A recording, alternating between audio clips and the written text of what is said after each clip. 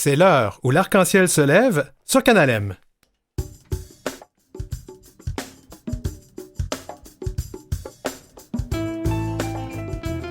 Une émission très spéciale en ce 2 janvier 2023. Deux artistes de nos communautés queer parlent de leur parcours, de leurs réussites, de leurs défis, de leurs aspirations et espoirs en vue d'un monde meilleur. Mais semble que ça fait du bien de faire ça en début d'année, n'est-ce pas? On reçoit donc l'autrice et comédienne Gabrielle Bouliane-Tremblay et l'auteur et metteur en scène Luc Arsenault. Et on ne parlera pas de résolution du Nouvel An. Promis! On n'est pas moralisateur à l'heure où l'arc-en-ciel se lève. A fait une heure où on ne prend aucune résolution qu'on ne peut pas tenir. Donc, on n'en prend pas. Pas toutes!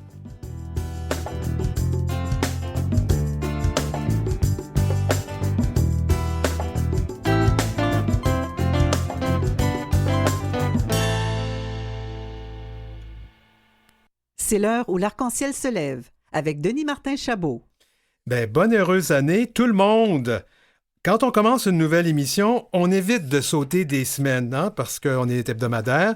Fait que, du moins, pas la première année. Fait que si on veut créer une bonne habitude d'écoute, on fait un peu comme le petit prince et le renard. Il faut s'apprivoiser l'un l'autre. Alors, c'est pour ça qu'on est en onde aujourd'hui, mais je vous le dis tout de suite, c'est une émission préenregistrée. Parce que même si les studios de Canal M sont fermés aujourd'hui, on a concocté une émission spéciale avec deux personnalités inspirantes, histoire de se faire du bien puis de commencer l'année du bon pied.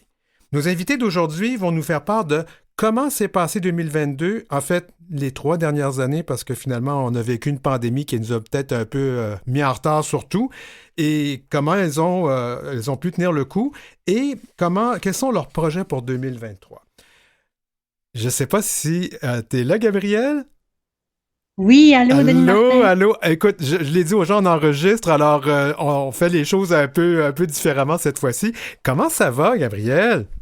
Ça va bien. Je sors d'une bonne grippe, mais je suis fin prête pour la nouvelle année. Vraiment, ça me permet de me reposer en même temps. Ben oui, mais ta voix est bonne. J'étais un petit peu inquiet quand on s'est parlé en début de semaine. Tu m'avais dit que tu n'allais pas bien, là. Alors, bienvenue à l'heure où l'arc-en-ciel se lève. Commençons là. Merci beaucoup pour l'invitation. Et puis dis-moi, Gabrielle, ça c'est une tradition chez nous, on demande toujours en début d'entrevue, même si c'est la deuxième, la troisième ou la quatrième fois qu'on fait l'entrevue, quel pronom et quel accord veux-tu qu'on utilise avec toi? Oui, alors c'est le pronom elle. Excellent. Gabrielle, d'abord, ceux qui ne te connaissent pas, c'est parce qu'il y avait la tête dans le sable pour un bon bout de temps où ils ont fermé leur télévision et tout pendant un bon bout de temps. T'es écrivaine et comédienne, t'es conférencière. Ceux qui savent pas, on t'a vraiment connu d'abord au cinéma dans un rôle dans un film coup de poing qui s'intitule Ceux qui font les révolutions à moitié n'ont fait que se creuser un tombeau. Aïe aïe. Parle-nous donc d'abord de ce film-là dans lequel tu as joué de ton rôle. Ah oui, c'était une expérience extraordinaire. C'est arrivé dans ma vie un moment où est-ce que j'étais à la croisée des chemins. Je venais de sortir d'une grosse rupture avec une relation que ça faisait 8 ans. Je savais plus vraiment où est-ce que j'allais m'en aller dans ma vie. Et là, il y a eu une offre de faire des auditions pour ce film-là. Moi, je restais à Québec à ce moment-là, donc je suis allée à Montréal passer les auditions. C'est un film qui se penche sur le printemps érable, mais aussi sur nos luttes, le sens qu'on donne à nos luttes communes en tant que société. Et mon personnage était un personnage trans qui s'appelait Classe Batalo, un nom qu'elle s'était elle-même donné comme guerrière, révolutionnaire dans le sens où est-ce que c'est une gang de jeunes adultes qui vivent ensemble, qui partagent des idéaux de révolution, qui veulent changer le monde, qui veulent réveiller le monde. Et ils vont faire ici et là du vandalisme et essayer avec la poésie aussi de réveiller les gens. Et mon personnage, dans le fond, dans ce film-là, a vraiment une trajectoire intéressante parce qu'elle est celle qui pourvoit aux besoins du groupe. C'est un peu une sorte de maman louve et qui est vraiment engagée à vouloir changer aussi sa situation de vie. Donc, c'est un film qui a changé ma vie d'ailleurs. Oui, j'en doute pas parce que tu as été en nomination au prix Écran canadien comme meilleure actrice de soutien. C'est quand même, là, je vais te hâter, mais je pense que c'est connu, mais tu as été la première femme trans au Canada à avoir obtenu une nomination comme ça. Alors justement, comment ça a changé ta vie? Ben, oh mon Dieu, c'est en fait, je ne savais pas que je m'enlignais pour faire ça. Mais quand j'ai appris la nouvelle et tout, j'étais vraiment contente parce que je sentais aussi que la société avançait. Il y a aussi que de mon côté, il y a eu la répercussion où est-ce que j'ai été invitée à Tout le monde en parle. Oui, C'est ce qui me fait connaître vraiment, je dirais, au grand public.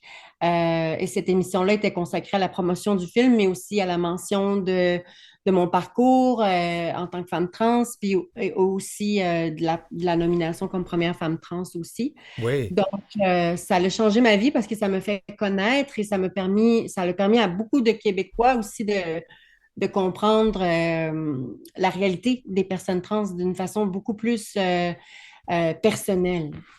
Écoute, moi, c'est là que je t'ai rencontré. En fait, on s'est pas rencontré, t'es rentré chez nous par le petit écran.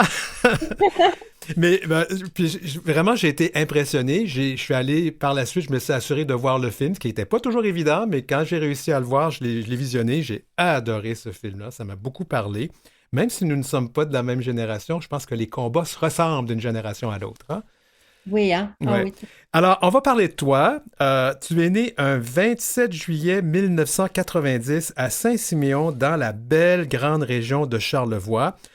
Comment s'est passée ta jeunesse à la lumière de ce que tu vivais à l'intérieur de toi? Je sais que tu es à l'aise de parler de ta transition, c'est pour ça que je pose des questions. Vous savez, les gens, avant qu'on fasse des entrevues, là, on se parle un peu avant.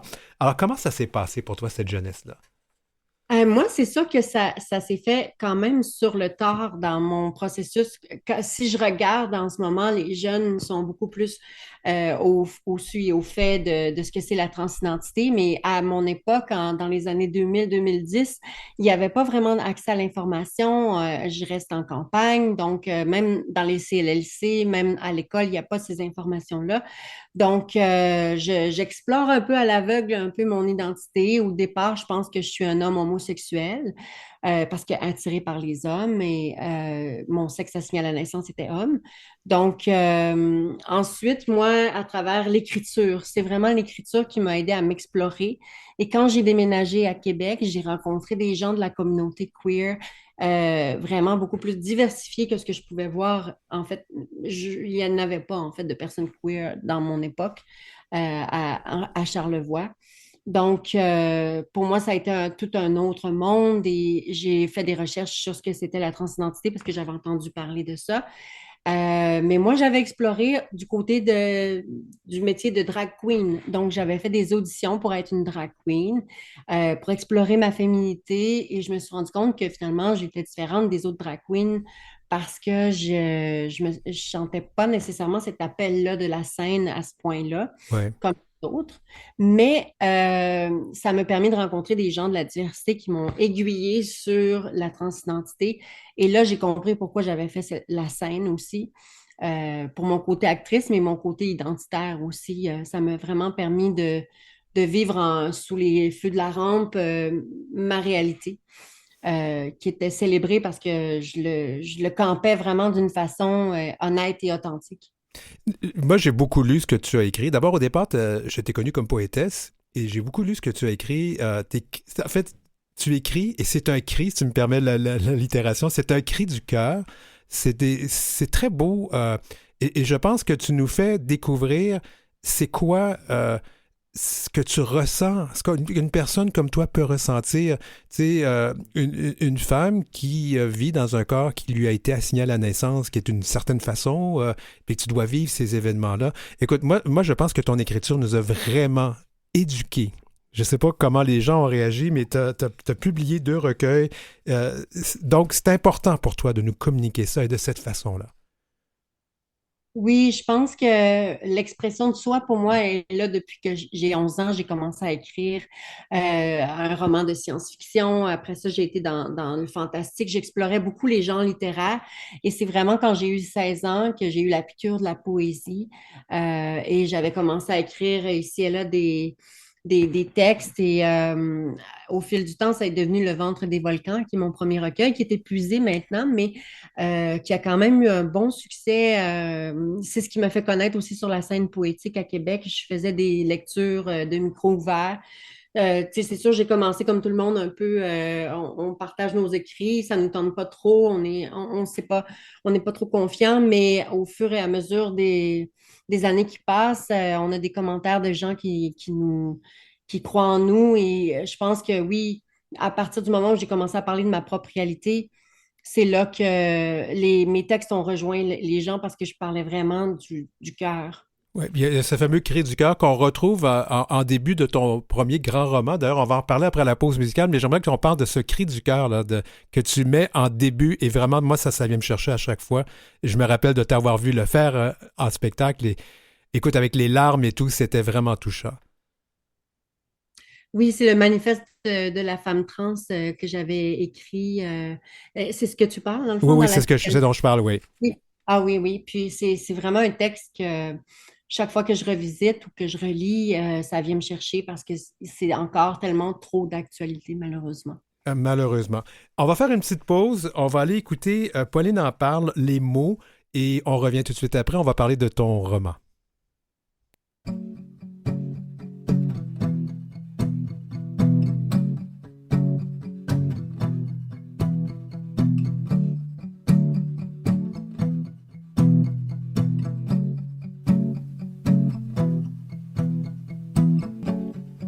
Je trouve pas les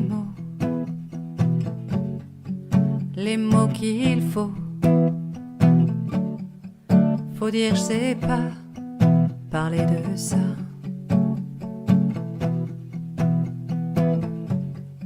Ça rime à rien, rien d'autre à faire. Fermez les yeux.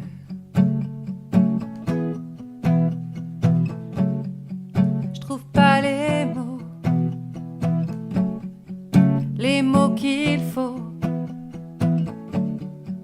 pour apaiser ton cœur serré.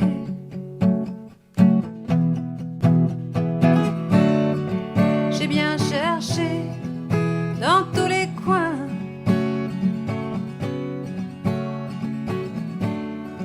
J'ai parcouru tous les chemins. Rien que du vide, rien que du vent, rien que des mots des fois trop grands.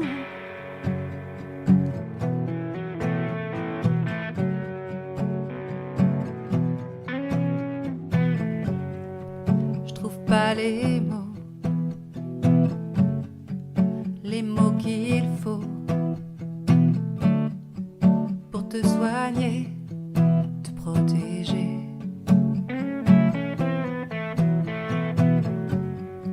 Ça sert à rien, rien de nouveau.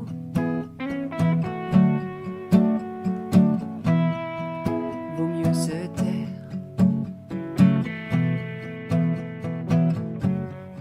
Je trouve pas les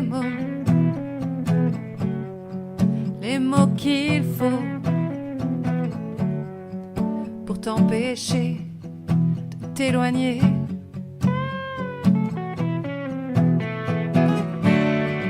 J'ai bien cherché dans tous les coins.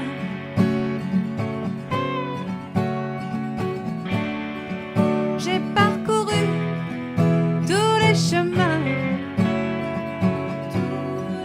Rien que du vide, rien que du vent, rien que des mots des fois trop grands. Les mots, les mots, les mots qu'il faut.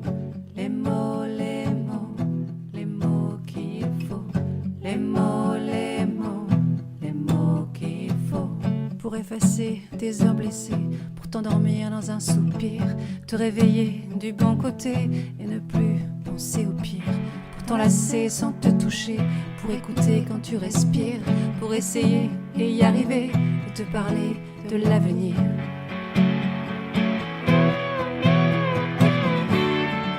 J'ai bien cherché dans tous les coins.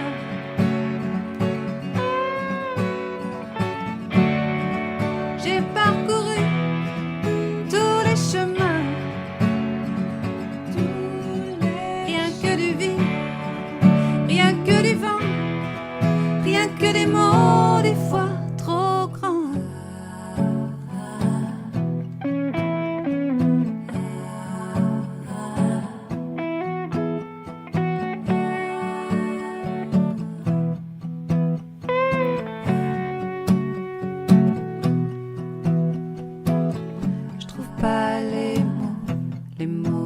qu'il faut. Je trouve pas les mots qu'il faut. Mais je suis là, tout près de toi.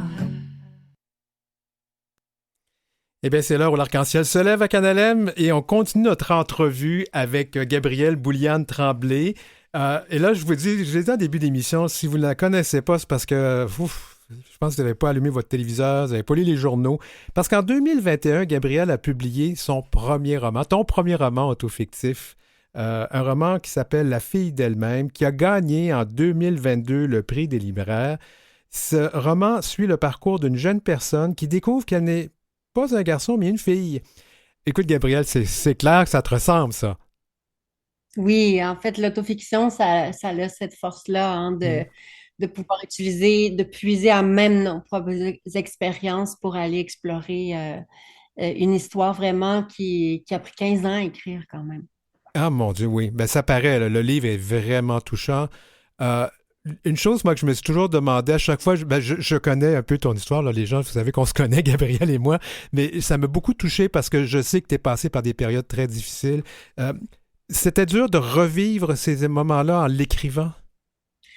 Oui, c'était difficile par moments et des fois je faisais une économie. La chanson parlait des mots justement, mais moi des fois parfois je faisais une économie des mots pour me préserver mentalement sur certains épisodes de la vie que je relate là-dedans. Et j'ai eu la chance d'avoir une éditrice formidable, Mélanie Vincelette de Marchand de Feuilles, qui ont publié aussi La femme qui fuit, Femme fleuve, Femme forêt.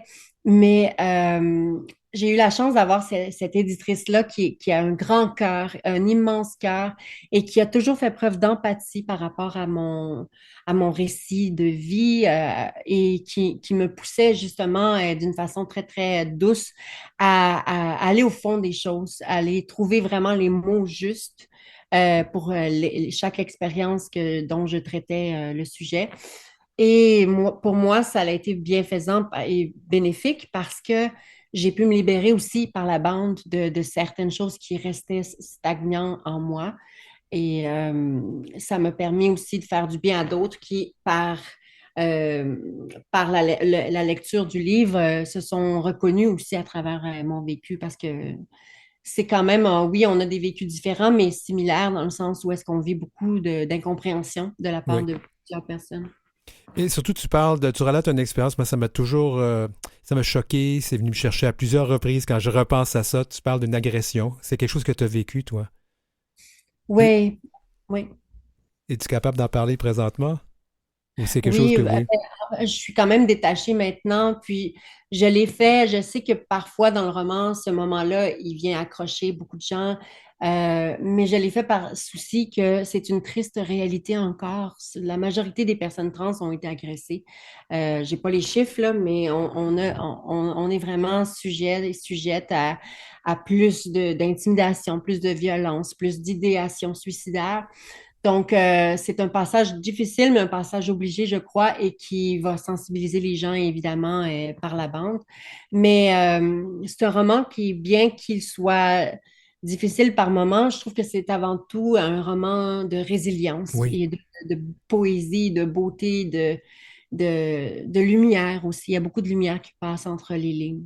Oui, ah oui, tout à fait. Et en fait, la beauté du récit, il y a quand même des belles histoires d'amour qui sont pas faciles, mais c'est pas facile pour personne des histoires d'amour. Tu sais, on s'entend, moi comme homme gay, c'est vraiment pas simple non plus, alors je pense qu'on peut se comprendre là-dessus.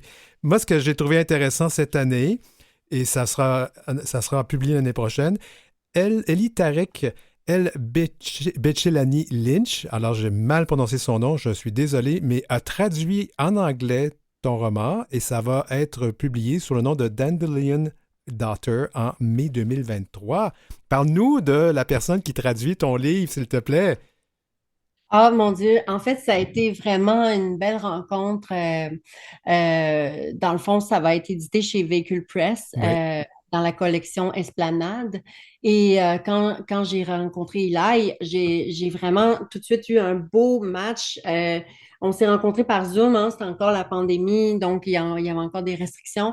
On s'est rencontrés par Zoom et puis c'est une personne queer également. Oui. Donc, pour moi, c'était vraiment important que ça soit une personne queer de la communauté qui traduise en fait le livre parce que il faut avoir du vécu aussi à quelque part pour Oui. parler de cette expérience-là, puis pour que les mots soient bien choisis et sentis.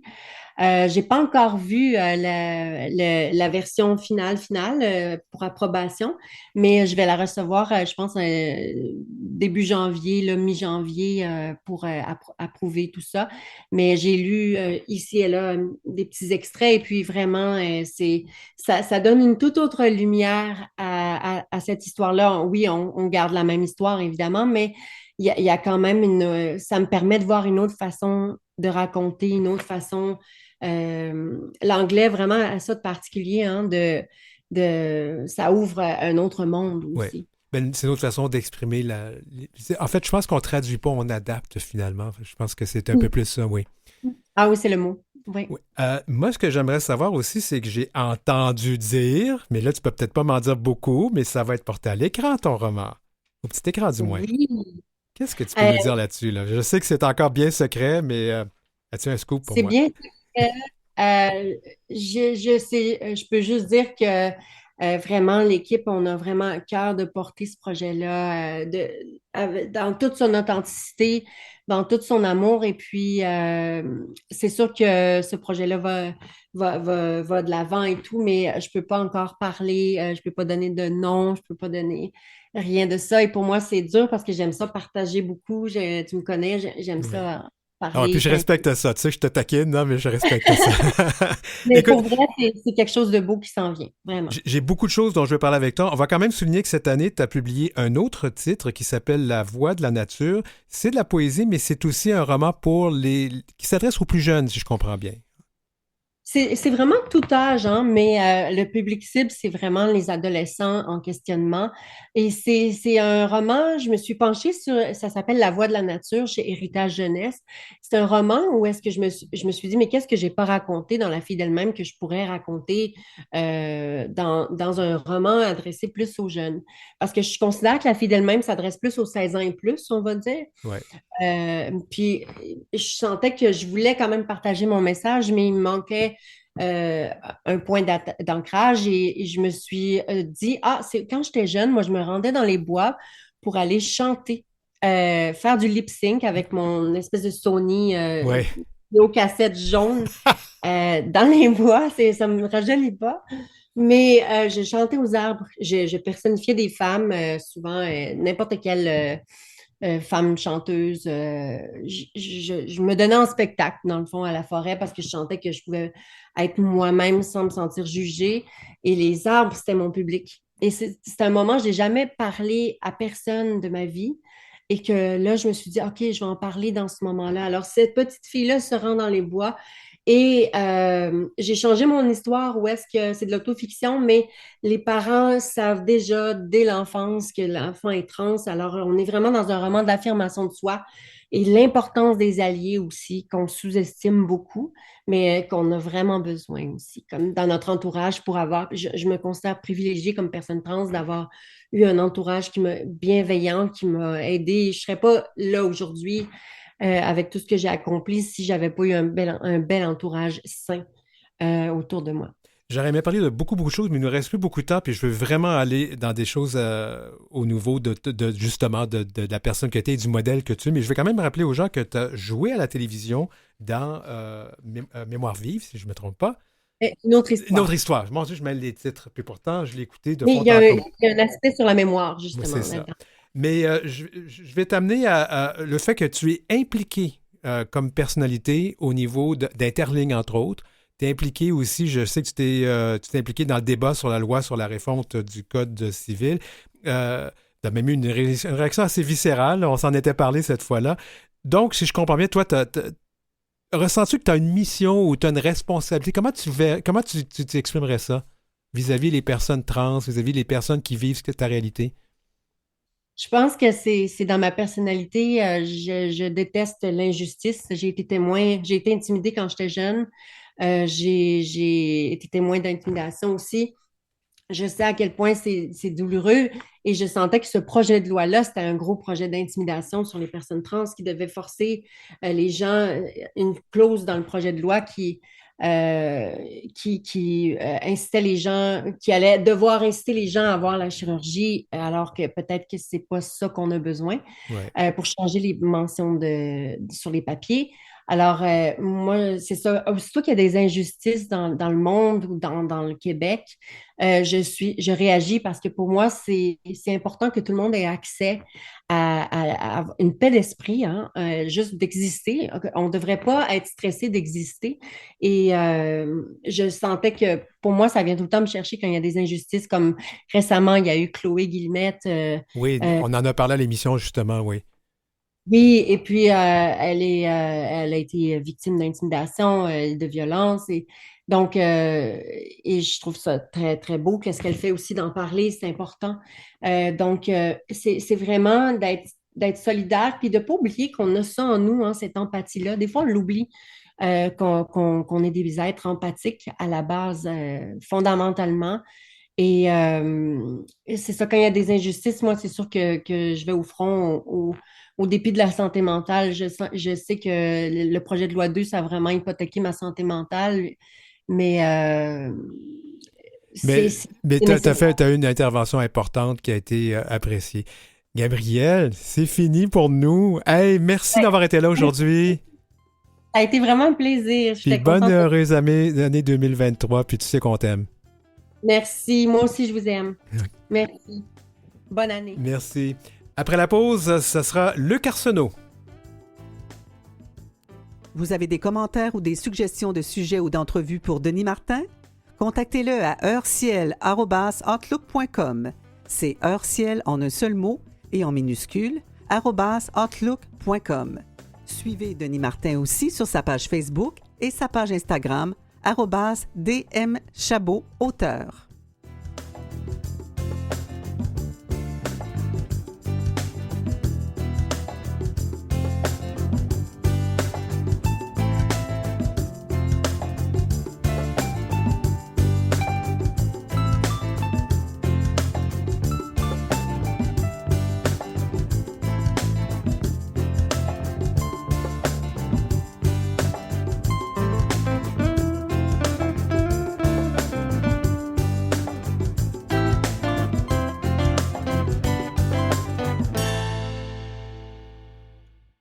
De retour à l'heure où l'arc-en-ciel se lève.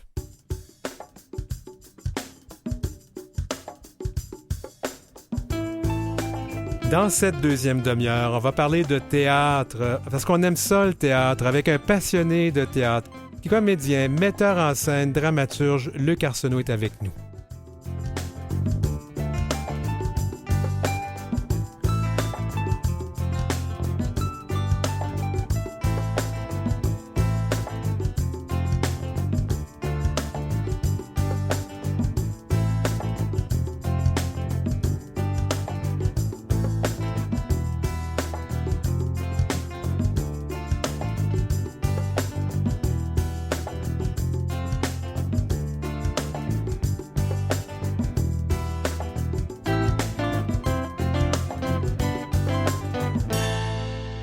Vous écoutez L'heure où l'arc-en-ciel se lève avec Denis Martin Chabot.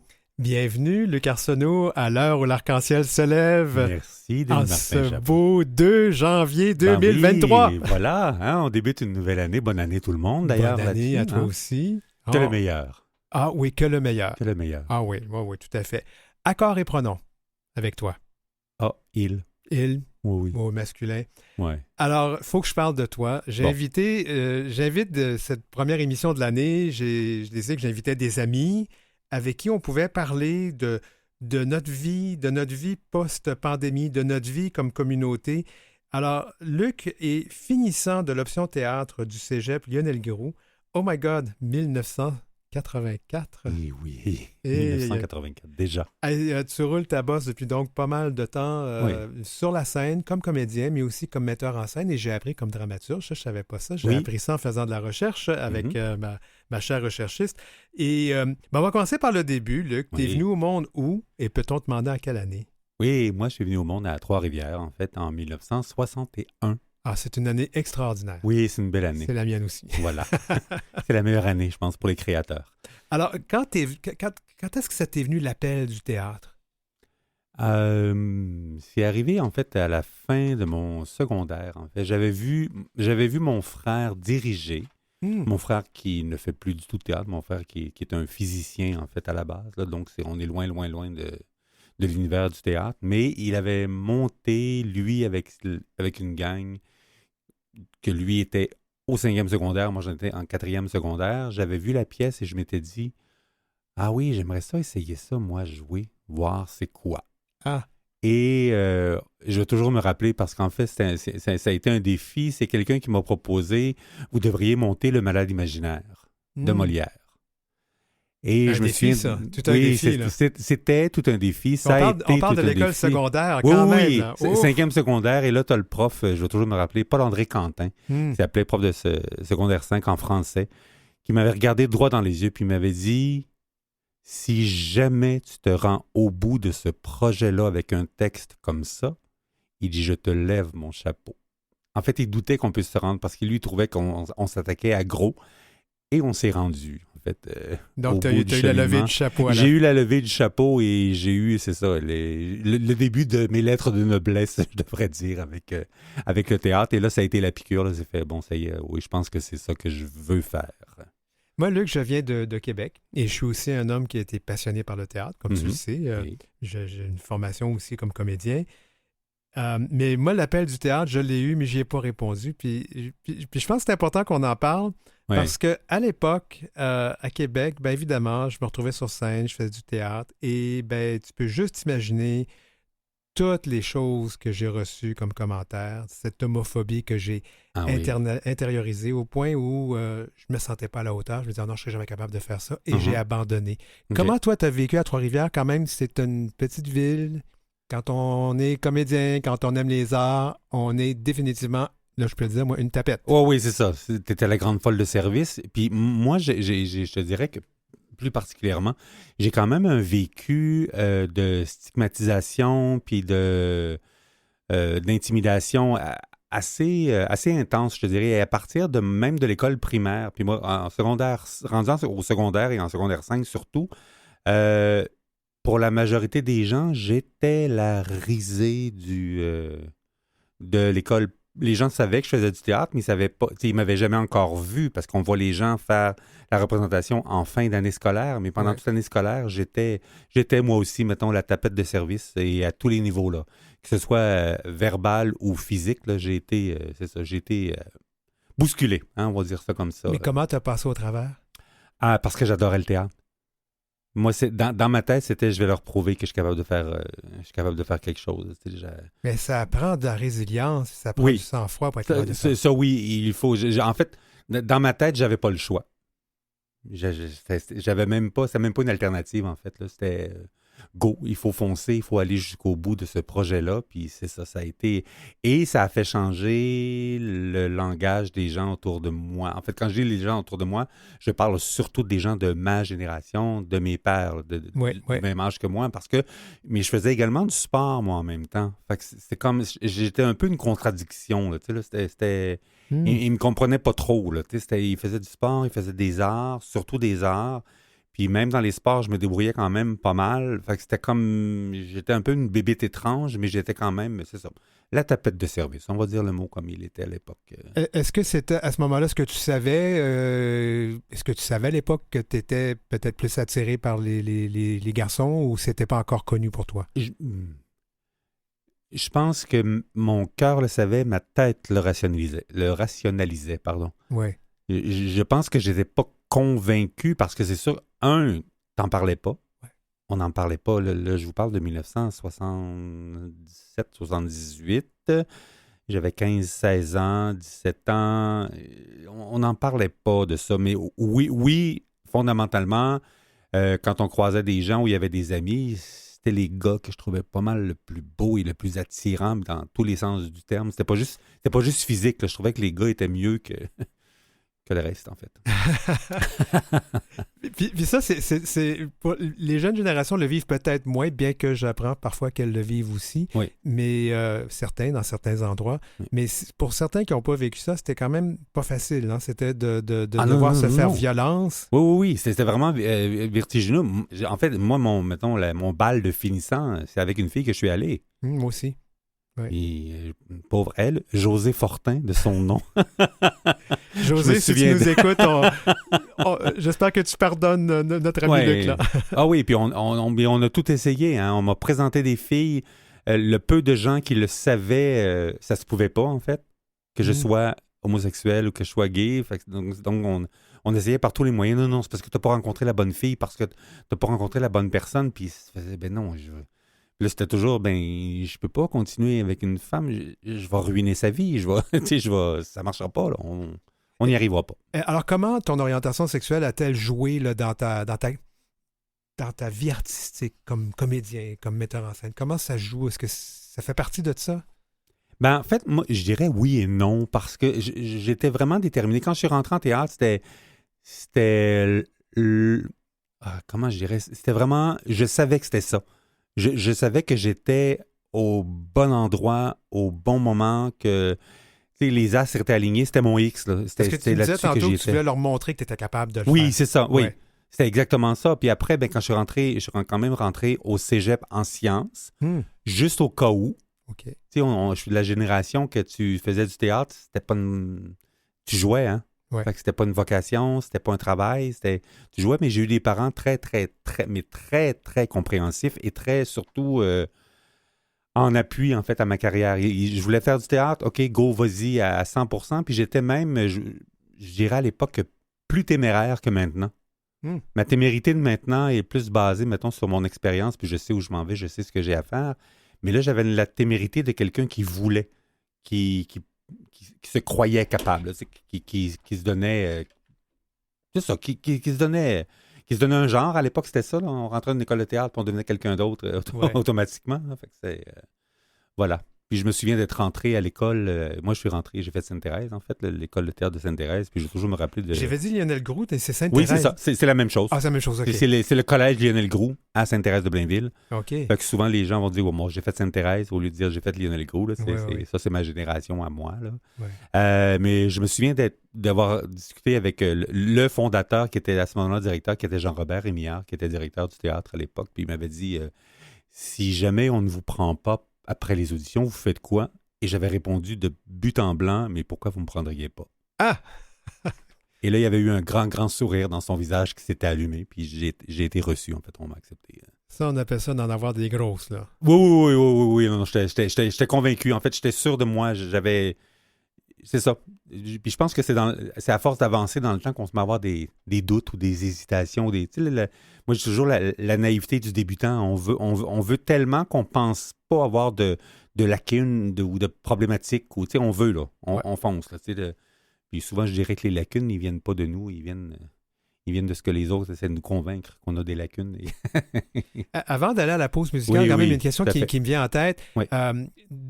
L'école de théâtre, est-ce que c'était plus ouvert, est-ce que c'était plus facile à vivre que les années d'école secondaire? Oui, totalement. Dans une école de théâtre, en fait, tout le monde est qui il est et tout le monde est respecté pour qui il est. Fait que c'est sûr que c'est un avantage parce que si comme humain déjà à la base, si tu n'es pas brimé par ce que tu es, ben ça devient plus simple de devenir qui tu peux être comme comédien, qui tu dois être comme comédien, comme interprète. Donc, il y a tout cet avantage-là là, de se sentir vrai, de se sentir qui on est, puis de se sentir accepté aussi, surtout accepté comme on est et par tout le monde. Donc, tu as fait un ouf quand tu es arrivé. Oui, voilà. Moi, je suis rentré là, j'ai recommencé à respirer.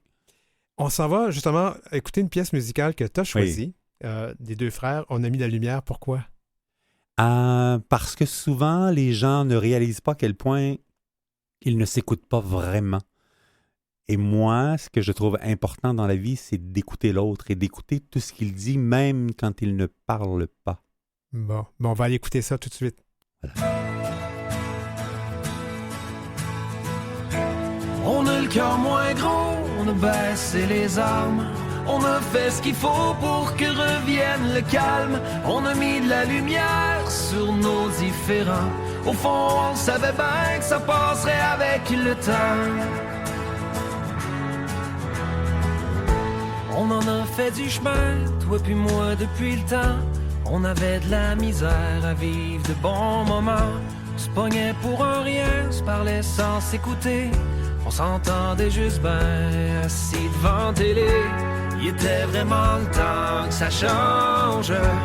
Il manquait d'espoir dans nos silences. On a le cœur moins gros, on a baissé les armes. On a fait ce qu'il faut pour que revienne le calme. On a mis de la lumière sur nos différends. Au fond, on savait bien que ça passerait avec le temps.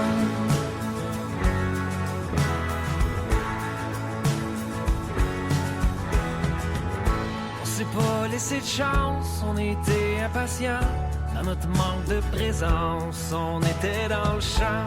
Maintenant que ça va bien, nos différences sont devenues le lien de notre alliance. Il était vraiment le temps que ça change. Il y avait trop de colère dans nos silences. On a le cœur moins gros, on a baissé les armes. On a fait ce qu'il faut pour que revienne le calme.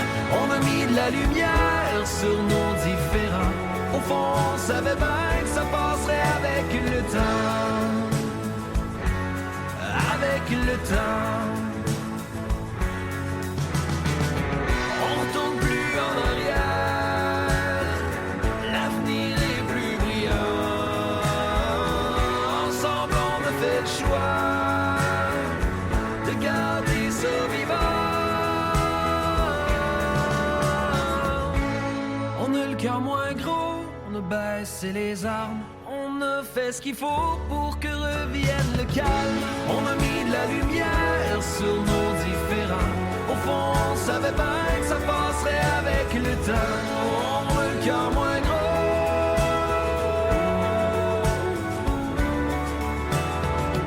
On a mis de la lumière.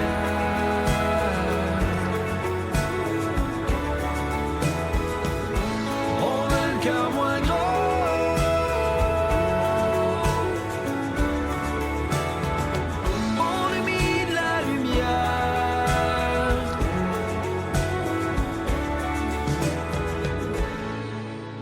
C'est l'heure où l'arc-en-ciel se lève avec Denis Martin Chabot. On est de retour avec notre invité en cette première émission du mois de janvier, première émission 2023, avec Luc Arsenault, comédien, metteur en scène, dramaturge.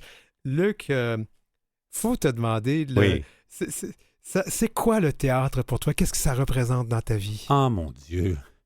Ça, C'est la grosse question, Oui, là, c'est vraiment la grosse question de début d'année en plus. En fait, le théâtre, je pense que c'est tout. Parce que le théâtre, pour moi, c'est le contact avec les gens, c'est l'humanité reflétée sur scène, c'est les relations interpersonnelles, c'est les relations humaines, c'est les humains qui se parlent soit dans une allégorie, soit dans ou dans une histoire inventée, ou dans une histoire vraie, parce que ça peut arriver aussi du théâtre avec des vraies histoires qu'on re-raconte ou qu'on remanie d'une façon, de manière différente.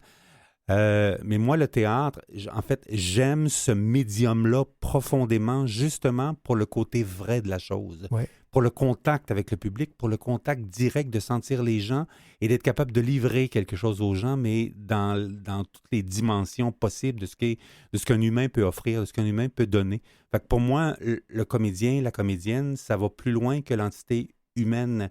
C'est sa réalité, c'est qui il est, c'est qui, pour moi, il devrait être. Puis j'essaie toujours de les amener vers là, d'ailleurs, quand je dirige.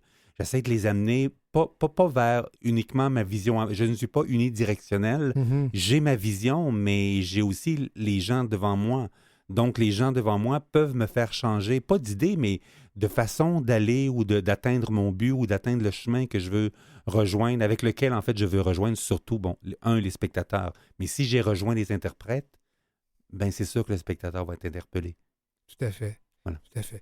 Je vais faire vraiment quelqu'un de très érudit. Je crois que c'est Shakespeare qui a dit que la vie, c'est une grande pièce de De théâtre théâtre, où ouais. chacun doit y jouer son rôle. Voilà. Et je pense Ouais. que ça... Et de ça- bien le jouer. Et de bien le jouer. Alors, jouer ou diriger, qu'est-ce que tu préfères? Diriger. Pourquoi? Je vais revenir à mon attirance pour l'humain. J'aime voir évoluer les gens. J'aime voir progresser les interprètes de partir d'un point A et se rendre à un point Z. Mhm. Moi, avec eux, c'est toujours, je fais l'alphabet complet, j'arrête pas à B. Là. C'est d'un point A à un point Z, donc de passer par toutes les étapes possibles et de voir s'épanouir et surtout de voir les gens raconter et de savoir ce qu'ils racontent, de savoir ce qu'ils véhiculent comme humain, comme comédien et comme importance du message aussi qui est apporté. Parce que, règle générale, j'irais même dans la comédie, je vais aller chercher certains points pour faire quand même réfléchir les gens qui viennent écouter. Mhm. Donc, c'est sûr qu'avec les interprètes, eux-mêmes, je vais les faire réfléchir sur ce qu'ils ont à dire. Là. Ouais.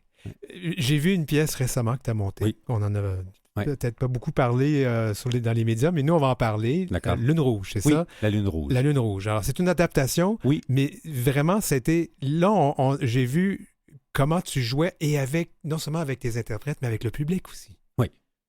C'est sûr et certain. Moi, le public, il fait partie, quelque part, pas presque en fait des interprètes. Il est quand même, tu sais, parce que on reproche souvent à des comédiens de ne pas être à l'écoute. Mais moi, le personnage à l'écoute, c'est le public. Oui. Donc, si le personnage qui est à l'écoute est nourri et... nourri, je pense que c'est le bon mot, on atteint encore plus un but intéressant, un but... C'est ça, de réflexion, de conscientisation, de plaisir, en fait. Ça peut être juste le plaisir, mais le plaisir, c'est important aussi. Là. Juste pour que les gens comprennent, cette Oui. pièce-là racontait quoi, justement? OK. C'est vrai. En fait, je pense que c'est un sujet qui est très, très, très actuel. Nos fameux téléphones cellulaires, nos portables, comme certains vont les appeler. Mais les téléphones cellulaires, alors, c'est un groupe d'amis qui se connaissent depuis plusieurs années, depuis plus de 30 ans, en fait, qui se rencontrent un soir et on se rend compte que cette gang-là se voit régulièrement, en fait, pour se jaser, se tirer la pipe et compagnie. Et ce soir-là, on décide qu'on fait un jeu et le jeu en question, c'est de mettre tous les téléphones cellulaires sur la table dans un panier et que si un téléphone cellulaire sonne ou s'il y a un message qui va entrer par Messenger ou par texto ou quoi que ce soit, on met ça sur main libre et sur haut-parleur et je vais utiliser un anglophone, mais on deal avec ce qui va se passer. Oui, alors il y a des conséquences à ça. Voilà, alors on rit beaucoup au départ, on rit des situations qui sont de plus en plus Ouais, loufoques, mais on rit moins après un bout on de se temps. met à moins rire parce qu'on se rend compte que les gens ont chacun leur jardin secret et parfois des jardins secrets qui sont biaisés parce que là-dedans, il y en a... Bon, il y a une des histoires qui est plus, je vais utiliser le mot tarabiscoté, qu'on essaie de faire passer pour un autre le téléphone. Donc, il y a une espèce de double niveau là, dans tout ça, mais c'est vraiment les aléas, en fait, du téléphone cellulaire. Là, Et moi, ce que je trouvais intéressant, c'est en fait, tu joues un peu sur les apparences, Oui, les apparences beaucoup. trompeuses. Ouais. Et donc, il y a un personnage, et justement, le thème d'homosexualité Oui. ressort. Oui. C'est un des personnages Oui. qui n'est pas out, le cache très bien, et tout à coup, son téléphone révèle des choses sur Oui. lui. Oui. Alors, Et son téléphone, en fait, à ce moment-là, quand le téléphone révèle les choses sur lui, on pense que le téléphone appartient à quelqu'un d'autre Oui, parce qu'il y a eu échange de téléphone. Donc, c'est encore plus... c'est ça. Et là, naturellement, le spectateur le sait qu'il y a eu échange de téléphone. Fait que là, on voit la catastrophe arriver, alors que la catastrophe, elle arrive quand même, mais on n'a jamais visé la bonne personne. Donc, on a créé... C'est ça. On a créé une guerre, une guérilla entre certains individus, puis ça finit par éclater quand même, voilà, à un autre niveau. La question que je me pose, Oui. est-ce que ça se passe vraiment, cette histoire-là? Parce qu'à un moment donné, la scène tourne. Hein? Peut-être Oui. pas la scène, tu fais tourner le cadre Oui, moi, de la scène. oui.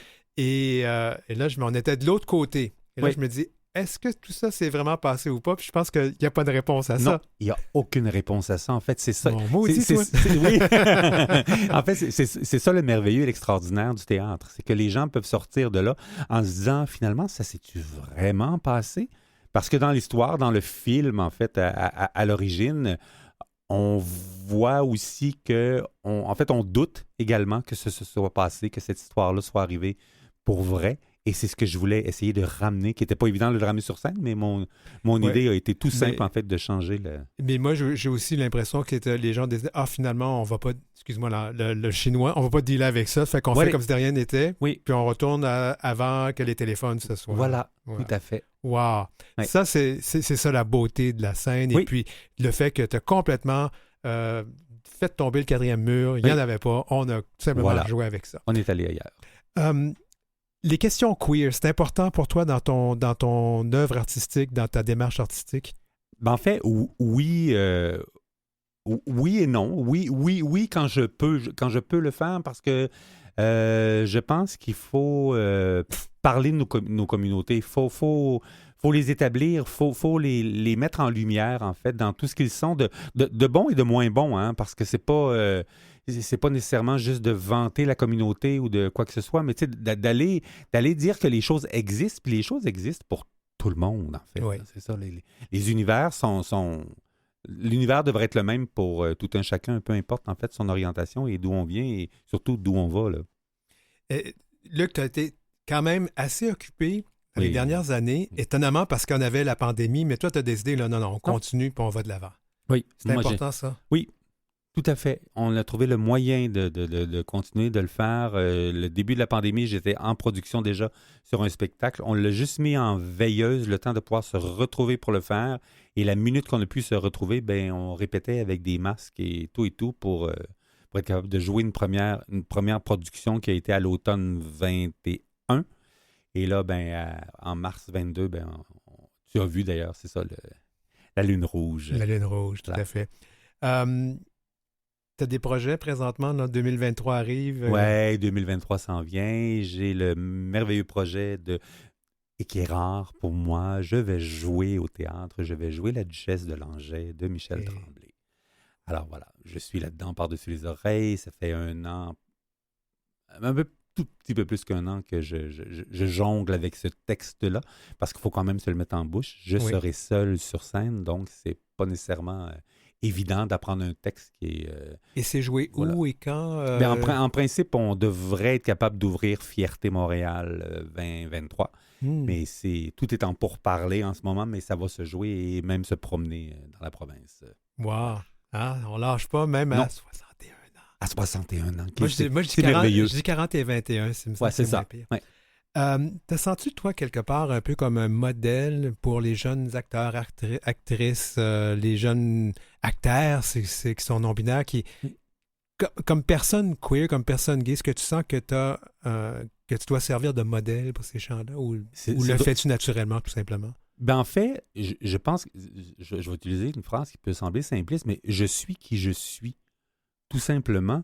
Mais je sais, parce qu'il y a des jeunes, puis pas mettons, vraiment beaucoup plus jeunes, des vrais jeunes, là, qui ont... Pas des gens qui se teignent la barbe. Oui, c'est ça. Qui ont éventuellement pris le temps de venir me dire que c'était grâce à moi s'ils avaient réussi à se sortir de où ils étaient, du placard dans lequel ils étaient, puis de se rendre compte qu'on pouvait être un artiste gay, établi, et d'être heureux dans ce qu'on est, puis être fier de qui on est, puis de pas s'en servir, en fait, comme, je vais utiliser le mot, une excuse. Oui, mais c'est parce que moi, je suis gay. Non, il n'y avait pas ça. Il y avait... Non, t'es un individu qui est fondamentalement humain et acteur et metteur en scène, mais on sait que t'es gay, mais ça ne te sert pas de flambeau, en fait, pour être meilleur qu'un autre ou quoi que ce soit, mais c'est ma réalité. Alors, tu sais, prenez-la. Puis je dis toujours, si les gens ne veulent pas la prendre, passez votre chemin. Parce qu'on ne peut pas forcer les gens à quoi que ce soit. Par contre, l'inverse est vrai aussi.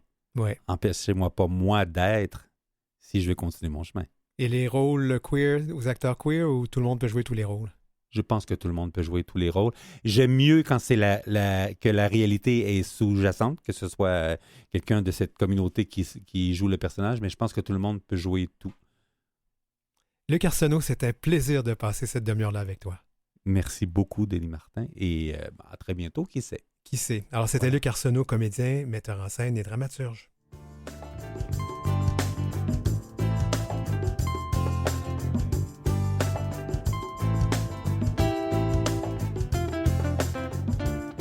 Vous avez des commentaires ou des suggestions de sujets ou d'entrevues pour Denis Martin? Contactez-le à heureciel@outlook.com. C'est heureciel en un seul mot et en minuscule @outlook.com. Suivez Denis Martin aussi sur sa page Facebook et sa page Instagram @dmchabot-auteur. Eh bien, merci à nos invités, Gabrielle Bouliane-Tremblay et Luc Arsenault. Merci à l'équipe France Dauphin à la recherche, Maurice Bolduc à la mise en onde. On remercie Julie Curley qui a fait la musique thème de L'heure où l'arc-en-ciel se lève, Gerly Ormelette aux réseaux sociaux de Canalem, Jean-Sébastien La Liberté, chef de diffusion de Canalem, et Marjorie Théodore, présidente et directrice générale de Vue et Voix et de Canalem. Je m'appelle Denis Martin Chabot. Je vous souhaite une bonne et heureuse année 2023 et on se retrouve la semaine prochaine en direct.